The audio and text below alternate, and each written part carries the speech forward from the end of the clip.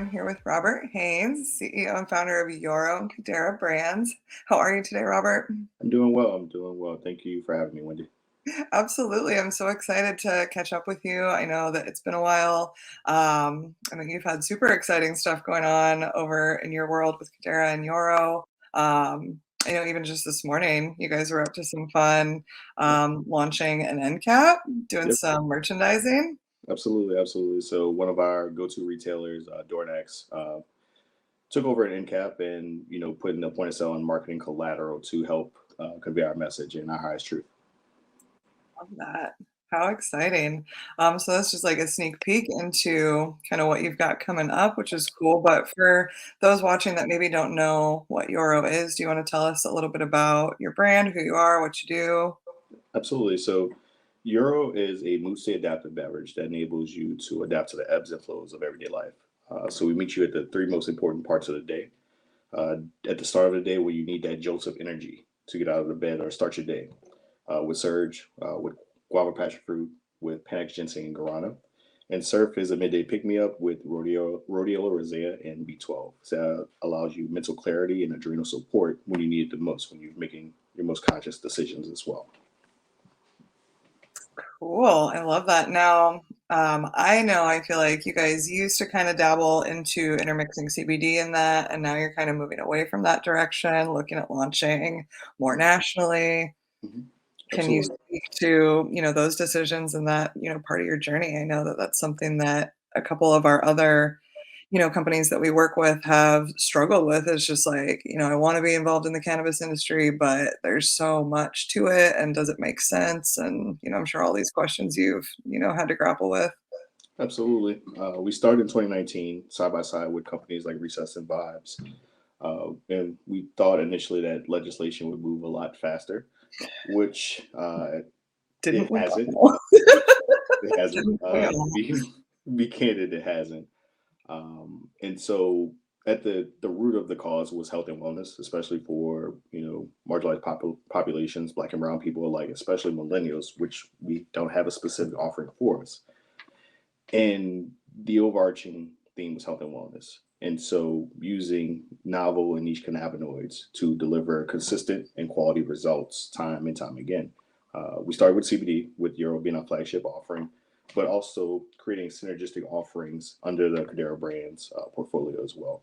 So, especially as a minority company in the space, we faced a number of things, a number of red tape with opening bank accounts, getting um, the right suppliers and a number of other things as well. And so, with the space being as early as it is and still as late as it is, the amount of fundraising, the amount of capital needed, and the amount of red tape, and it's kind of discouraging. But at the same time, we realized that people resonated to the brand as a whole, with or without CBD or any cannabinoids, and took a step back and said we can gain more market share, more presence, and connect with our end users at real time by just removing the CBD in terms of formulation, and getting that through the cause of health and wellness with using holistic medicine with adaptogen focus. I love that. Do you have plans you think to, kind of dabble back into that market in the future maybe, or are you just kind of loving the other aspects?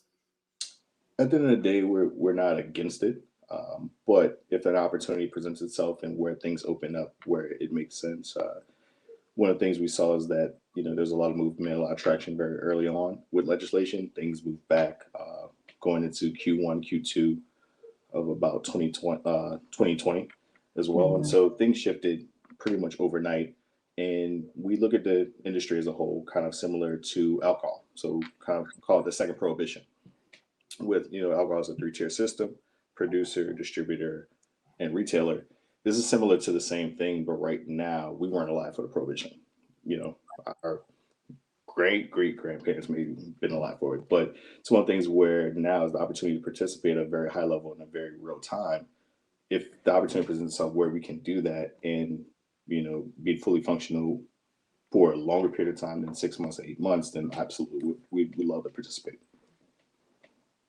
Cool. How, I guess just thinking, I know that you've sent some stuff over our way here in Oregon for us to try. That is so cool. I love, I'm pretty contained in my own little cannabis pocket here in Oregon, where recreational is legal, and to have the opportunity to see products from other places and what they're doing and stuff like that is always super fun. But I know we cracked into your beverages. We had our whole HQ team up in Portland together hanging out one weekend, and we were like mixing cocktails with them, and that was really fun. And so just thinking about the opportunity for collaboration, even if you guys aren't, maybe it doesn't make sense for you to work in cannabis and into your formulations, but partnering with companies that are doing that and, really encouraging alternatives to alcohol or other ways for wellness and like, finding that way to work in the full spectrum. Definitely, it's something we've actually had some outreach to. People were looking at us to help formulate other beverages, whether it be a 12-ounce beverage or a shot, a portable shot, 2.5 ounce to 5 ounce shot with health and wellness with different adaptogens or probiotics as well.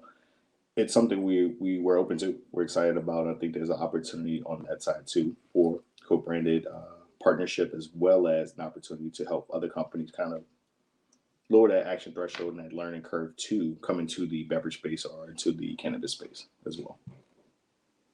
Cool. Now, do you get to do any of like the sciencey stuff in the formulations? Not as much on my side. That's my fellow co-founder and chief development officer, Dr. Michael Lay. That's his baby. He knows it inside out.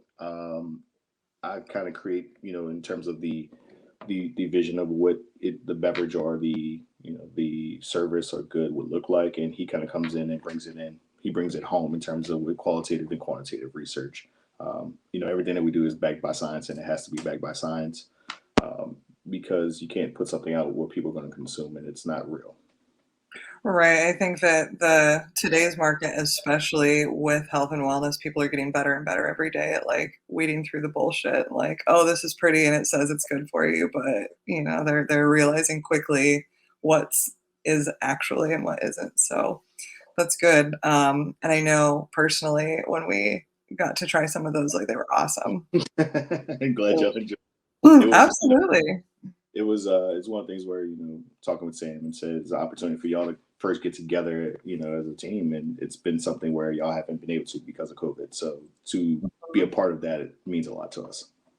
Oh, well, thank you. We certainly have fun with it, and I know that most of our HQ team is localized to Portland, Oregon, and I'm the one. It's me. Present. I'm down in Yep. Southern Oregon. I'm like 4 hours away, and so we try to collect us all in one place as often as possible. And it definitely has been challenging with COVID, but when we do, we make it worth it for sure. I mean, we're here. We're here for a period of time. Might as well enjoy what we do have for sure. Absolutely. So gosh, I mean, I feel like this is all so cool and moving such at such a fast pace now, which is awesome. Mhm. Like where did this come from? What was your why? What inspired you to do this? What led you to Kadera and then Yoro and So we first wanted to change, the opportunity to participate, which is something, as Black and brown people, we haven't had the opportunity to participate in big alcohol or in terms of systemic racism, in terms of systemic, in terms of people, the opportunities that being in front of us.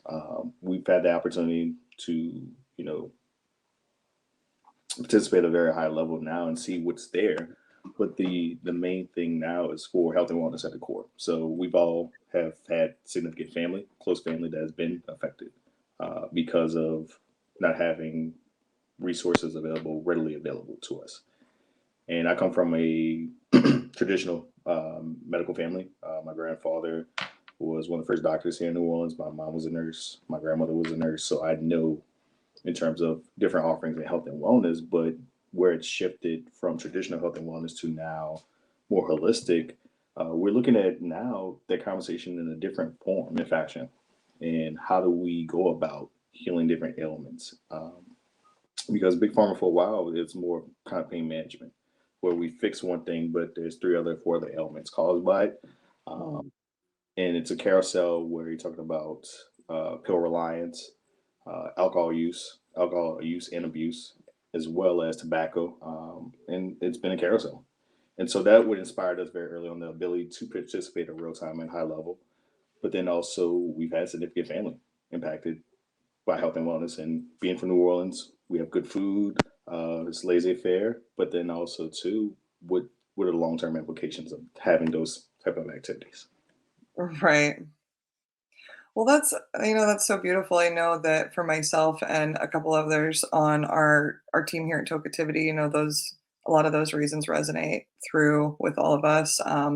Lisa experienced some loss of her parents due to cancer, and just the lack of awareness about real holistic health and other alternatives and options that then at that time weren't available, and even some of the generations that are still with us just aren't willing to lean into or even see as a viable option because it's taboo or woo woo or any of those things. And so I think, that for me, that's one of the biggest things is like being a part of shifting that paradigm and that mental framework into seeing other options and finding the validity in them. It's been Absolutely. really, really beautiful. Um, and so, I mean, I hear you talk about these adaptogenic properties and different herbal aspects to these, but is that really what makes Yoro special, or what do you think? Like, what's your favorite thing about these beverages? Allowing people to empowering people to take control of their health and wellness. I think it's more of the education. So a lot of times what we have is, especially older generations, our parents and grandparents, they lived and died by what was on TV and TV for it to be true. And this is what it is. And if we say this is vegan, this is low fat, low sugar, then it's to be true. Um, Whereas now people read nutritional labels. Um, People are hyper aware of more. Talking about COVID and talking about the pandemic, people are hyper aware of what's going on around them and not taking just this article or this tweet or this blog post to be the end all be all.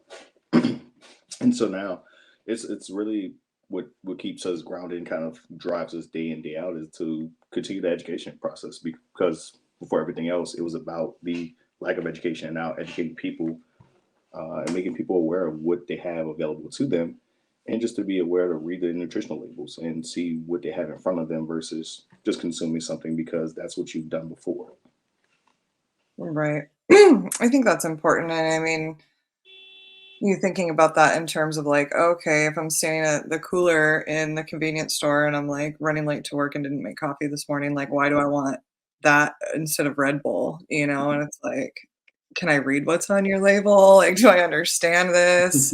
Oh, that makes so much more sense than, all these words that look like they could, formulate a bomb or some crazy stuff. Yes. I mean, So I'm more drawn to that, but I know a lot of people aren't. they're not, and the Red Bull, the Red Bull vodka era existed, and people did that. I'm 32, going on 33, so I was aware I was around during that era. But you're talking about that, you're talking about Four Loco, you're talking about a number of things, but what have they ultimately caused? What good have they caused? Right, Mhm. right. Oh, I love that. Well, I hope that, I think as a culture in total, we're on the wave of that shift, that mindset shift, that wellness shift, that shift away from quick, fast, easy, whatever splashy, to what makes more sense, what, is better for me in the long run, what can get the job done, but also has some benefit along with it. And so I think that that's really cool.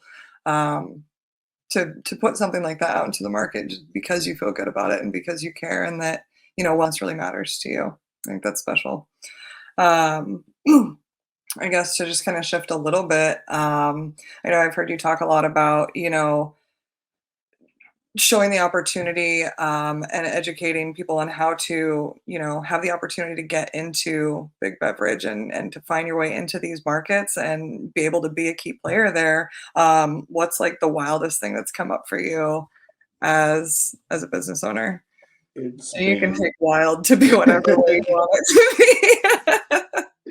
wild, depending on what your definition of wild. I've had, as of late, I mean, we've had a couple of, publicly traded companies that are interested in us. We've had, as of, a couple of weeks ago, I've had companies that were looking to have us acquire them and buy their potential business and partner with them or merge with them. So every day is a brand new day, and that's what keeps us kind of going. Um, and so wild kind of just like, all right, this was wild, all right, and in being grounded even in those, what's now kind of not say smaller moments, but being taking those placements, all right, we got 10 placements, that's cool. And 10 becomes 20, and 20 becomes 30.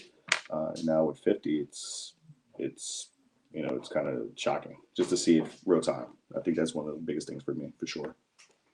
Oh, it's so exciting though. Like sky's the limit, you guys. Well on your way. I guess to kind of just piggyback off of that, what excites you the most about the future? And it's talking about all these possibilities and things are, you're pushing the edge of that threshold every day. It sounds like, what are you most jazzed about?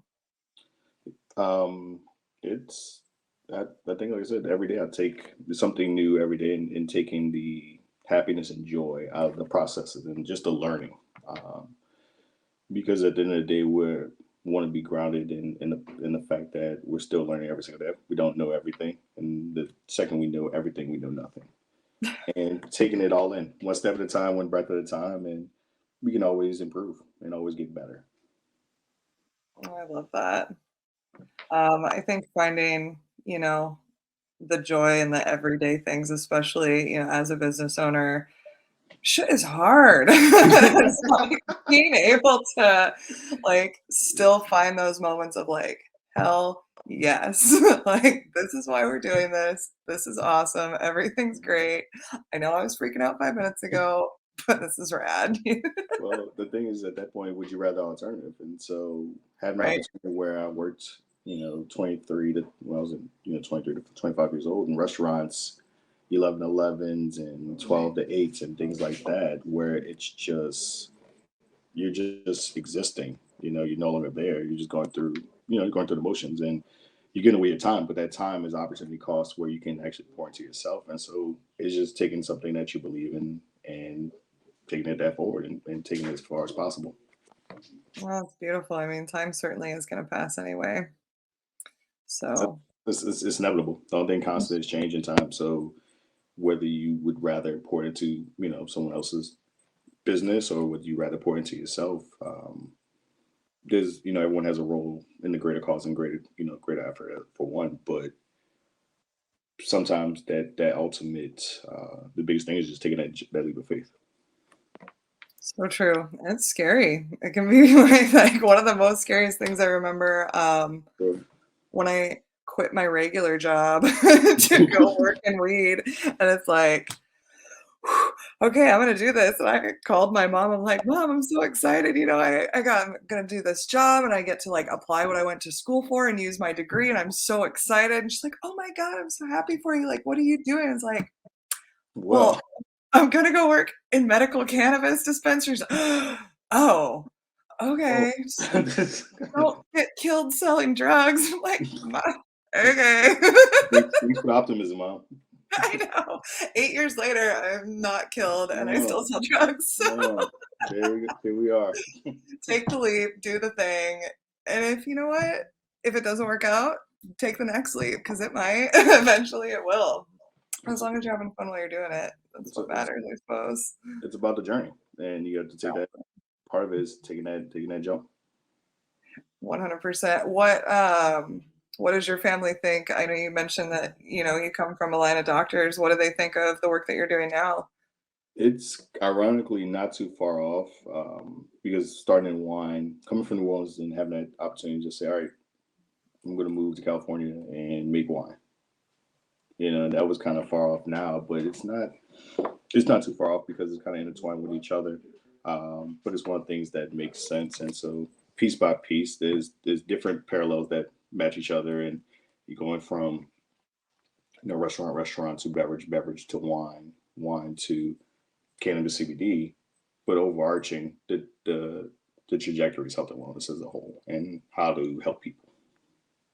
Cool. I bet that makes them proud. Your family in the medical industry is, proud to see that, that's your driving force in this.